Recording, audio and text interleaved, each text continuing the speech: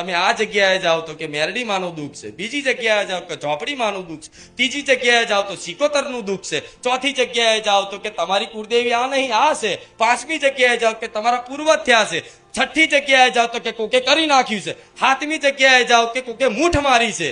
Mono કોનું તમે? અને તમે બધું કરીને થાક્યા અને કશું થયું? સમયની બરબાદી થઈ, પૈસાનું પોણી થયું અને માનસિક તમે પરેશાન થયા, વેમમાં મરી ગયા.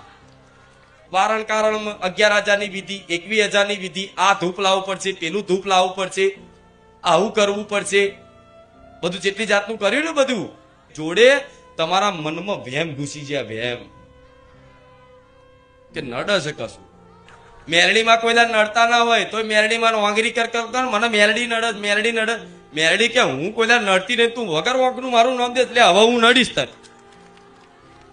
હા શું ખોટું?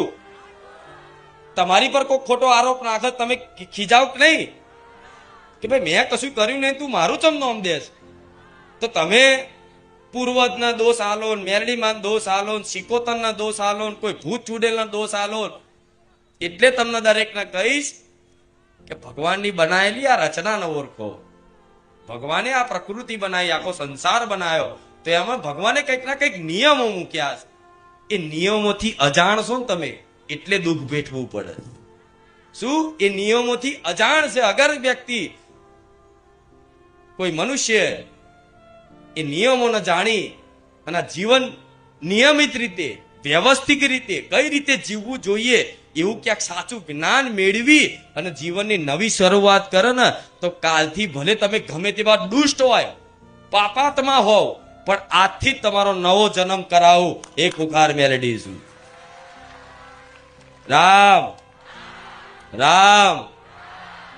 જેટલું ચિંતન તમે ભગવાન માતાજીનું નહીં કરતા, આજના મનુષ્યની દશા જુઓ, દુર્દશા કહું છું.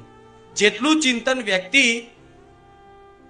માતા ભગવાનનું ના કરતો હોય એટલું ચિંતન તો નડતરનું કરે કે મને નડે છે, મને નડે. તો જેટલું નડતરનો વહેમ કરે છે, જેટલું નડતરને ચિંતન કરે છે, એટલું ચિંતન ખાલી મારા રામનું કરી જો, તારું કલ્યાણ ને હાથ હાથ એકવી એકવી પેટી તરી જશે.